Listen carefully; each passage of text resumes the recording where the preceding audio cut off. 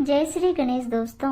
हमारी आज की कहानी है अक्ल। कहानी अच्छी लगे तो प्लीज चैनल को सब्सक्राइब कर लीजिएगा। अब शुरू करते हैं कहानी। चंदा अपने कमरे में सभी कपड़ों को जल्दी जल्दी तह लगाती जा रही थी, साथ ही साथ अपनी आंखों में से आ रहे आंसू भी पोंछती जा रही थी। इतने लोगों के सामने सासू माँ ने उसे किस तरह से झिड़क दिया, जैसे वह कोई घर की नौकरानी हो। सिर्फ एक मदद ही तो मांगी थी, उस पर इस तरह से उसे बेइज्जत किया जाएगा, इसका उसे बिल्कुल अंदाजा भी नहीं था। अचानक सासू माँ की इच्छा हुई तो घर में एक छोटी सी सत्यनारायण की कथा रखी गई थी। बहन बेटियों के नाम पर सिर्फ थोड़े से रिश्तेदारों को बुलाया गया था। थोड़े से रिश्तेदार, दोनों मौसी सास का परिवार, दोनों बुआ सास का परिवार, छोटी ननद साक्षी जिसकी पिछले साल शादी हुई थी, उसके सास ससुर, पति, देवर आदि को बुलाया गया था। थोड़े थोड़े करके 30 लोग तो कम से कम रिश्तेदार ही हो गए, फिर घर के सभी सदस्य, ऊपर से सासू माँ की कुछ सहेलियां, कुल मिलाकर 50 लोग आराम से हो गए। मिठाइयाँ और नमकीन बाजार से मंगा ली गई और पूरी 2 तरह की सब्जी घर पर ही चंदा ने तैयार कर दी। सुबह 4 बजे से उठी हुई वो इन्हीं कामों में लगी हुई थी। सत्यनारायण की कथा खत्म होने के बाद सभी को प्रसादी के तौर पर भोजन कराया गया। भोजन आदि करने के बाद अन्य रिश्तेदार तो वहां से रवाना हो गए, लेकिन दोनों मौसी सास और साक्षी यहीं रुक गए। साक्षी और मौसी सास आज घर पर ही रुकने वाली थी। चंदा अपनी थाली परोसकर बैठी ही थी कि इतने में सासू माँ ने चंदा को आवाज लगाई, अरे बहू, क्या आज पूरे कपड़े जलाकर ही मानोगी? दोपहर के 3 बजने को आए, अभी तक छत पर से कपड़े उतार कर नहीं लाई तुम? जी मम्मी जी, अभी लाई, कहकर चंदा फटाफट छत पर गई और सारे कपड़े उतारकर नीचे ले आई और लाकर अपने कमरे में पलंग पर रख दिए। कपड़े तह करने की हिम्मत अभी नहीं थी। बहुत जोर से भूख लग रही थी, इसलिए कपड़े वहीं छोड़कर फटाफट रसोई में आ गई और खाना खाने बैठ गई। अभी 3-4 निवाले ही पेट में गए थे कि सासू माँ की आवाज आई, बहू, ये कपड़े यहाँ क्यों फैला रखे हैं, इन्हें हटाओ। सुनकर चंदा ने कहा, जी मम्मी जी, अभी 5 मिनट में आई। 5 मिनट नहीं, तुम अभी आओ, हम थोड़ा आराम करना चाहते हैं। मेरे कमरे में तुम्हारे पापा जी आराम कर रहे हैं। आखिर उसे उठकर कमरे में आना ही पड़ा। उसने कपड़े पलंग पर से उठाए और एक तरफ टेबल पर रख दिए और वापस जाने लगी। सासू माँ ने टोका, कपड़ों को इधर से उधर क्यों पटक रही है, तह लगाकर क्यों नहीं रख देती है, कम से कम सलवटे तो नहीं आएगी।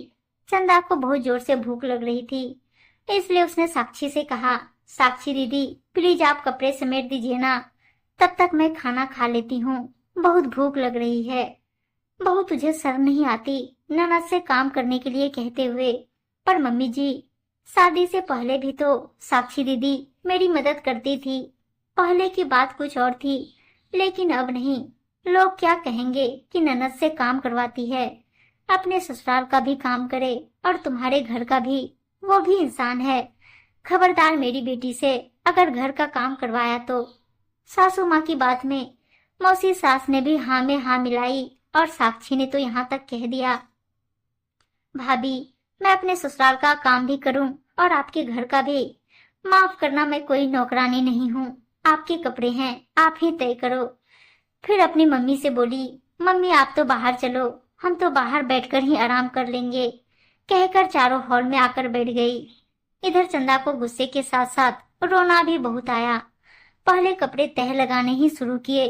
कपड़े तह लगाते वक्त मन ही मन कई विचार दिमाग में आ रहे थे। सिर्फ एक मदद मांगने पर अगर ननद रानी नौकरानी हो गई तो मैं क्या हूँ?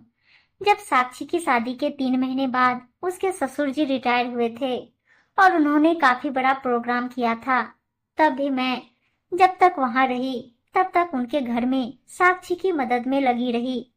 माना कि खाने के लिए हलवाई रखा था, पर चाय नाश्ता तो रसोई से जा रहा था और मैं बराबर वहां उनके साथ लगी हुई थी।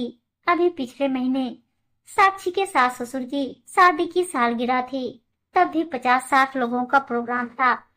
उस दिन भी सुबह सुबह ही सासू माँ ने मुझे उनके घर भेज दिया ताकि साक्षी को मदद मिल सके। मैं भी खुशी खुशी चली गई। सुबह से शाम तक सारे काम निपटाकर उसके बाद ही घर आई थी, पर मेरे मन में तो यह बात नहीं आई कि मैं नौकरानी हूँ। उल्टा सासू माँ तो कितनी खुश हुई थी कि मैं साक्षी की मदद कर रही हूँ। पर आज खैर, चंदा ने विचारों को झटक कर सारे कपड़ों को तह लगाकर रख दिए, रसोई में गई और थोड़ा बहुत खाना खाया और कमरे में आ गई आराम करने। कुछ दिन बाद साक्षी के ससुराल में उसके सास ससुर ने भी सत्यनारायण की पूजा का आयोजन रखा। ज्यादा नहीं, 30 लोगों का ही न्योता था।